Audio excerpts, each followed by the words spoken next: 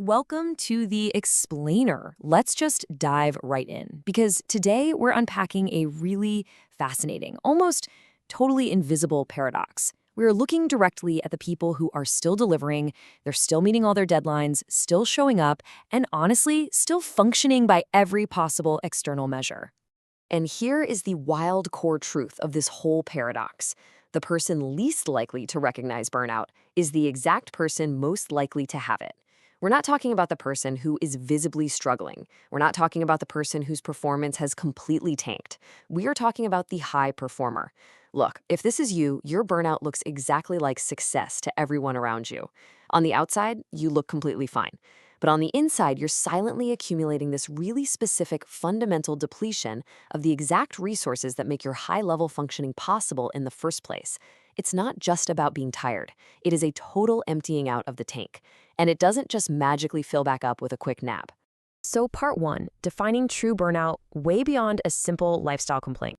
We really need to completely shift away from this illusion of having endless energy and look at the hard science. We have got to stop calling this just stress or brushing it off as a temporary busy season. Back in 2019, the World Health Organization formally recognized burnout as an occupational phenomenon and noticed that it has specific psychological and physiological signatures. It's a legitimate clinical condition. It is not a personal weakness, and it is certainly not a character flaw. Honestly, by framing this clinically, we remove the stigma entirely.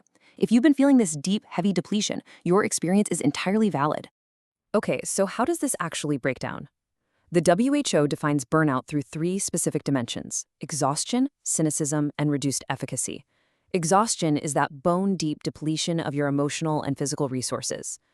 Reduced efficacy, that's that nagging feeling that you just aren't doing things as well as you used to.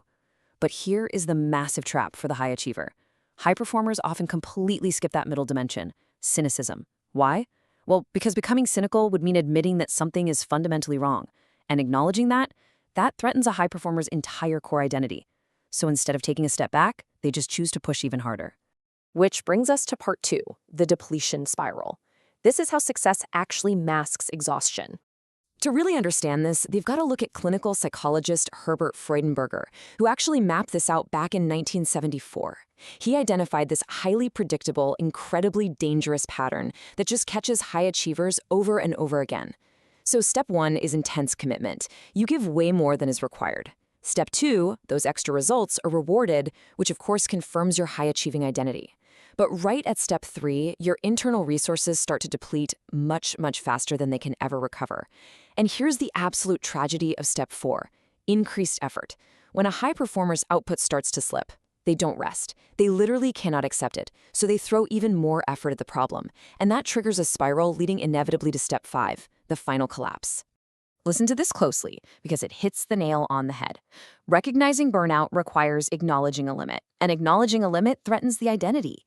This is the massive psychological barrier right here. If you have built your entire sense of self, your worth, and your safety on being the indispensable person who always delivers, hitting a wall feels deeply unsafe. So your brain protects you by reframing genuine clinical depletion as just being lazy. It tells you, I just need to focus more, or, I'll rest when this current crunch period is over. But we both know that crunch period never really ends, does it? All right, part three, the hidden early signs. Spotting the invisible threat.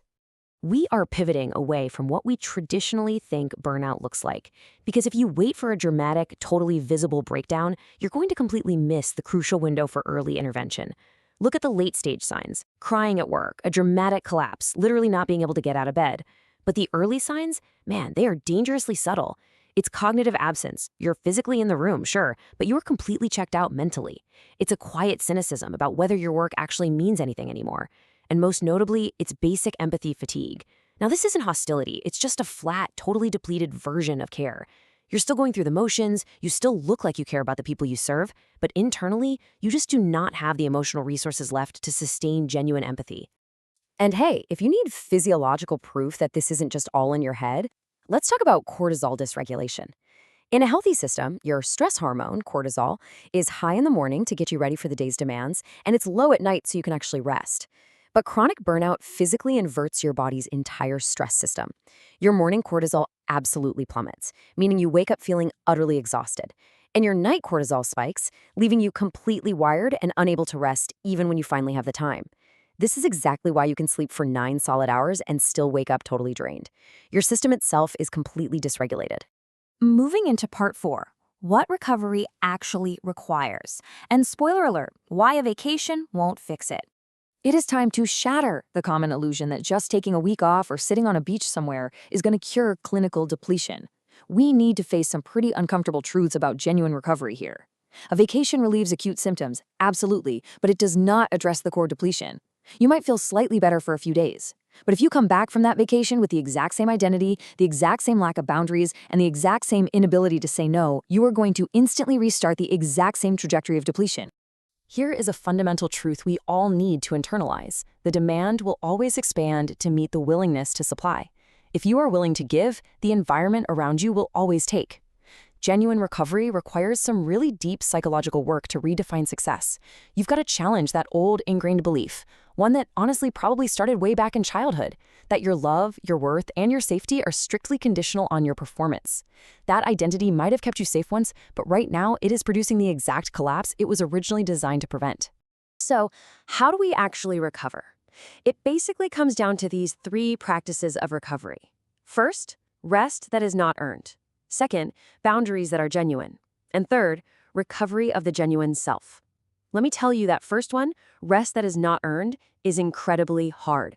For a high performer who constantly equates their human worth with their daily productivity, simply resting unconditionally, it feels like a failure. It feels fundamentally wrong. But this deliberate, unconditional withdrawal of effort is absolutely a mandatory biological and psychological requirement to actually hit reset on your system. Which brings us to our final section, acknowledging your limits, the final paradigm shift. I want to speak directly to you for a second here. If you've been nodding along and recognized yourself in this explainer, you have got to understand something that is fundamentally true. You were never invincible. You were never running on infinite resources. That high performance that convinced you otherwise, it was always pulling from a finite well. Burnout is not weakness. It is the highly predictable, perfectly logical outcome of sustained overgiving. It's the systemic result of an identity that just refuses to acknowledge finite limits, while operating in a culture that relentlessly rewards that exact self-destructive pattern. You didn't fail. Your body simply did exactly what it was biologically programmed to do when it was pushed way past sustainable boundaries. So I'm going to leave you with this final, honestly kind of haunting question.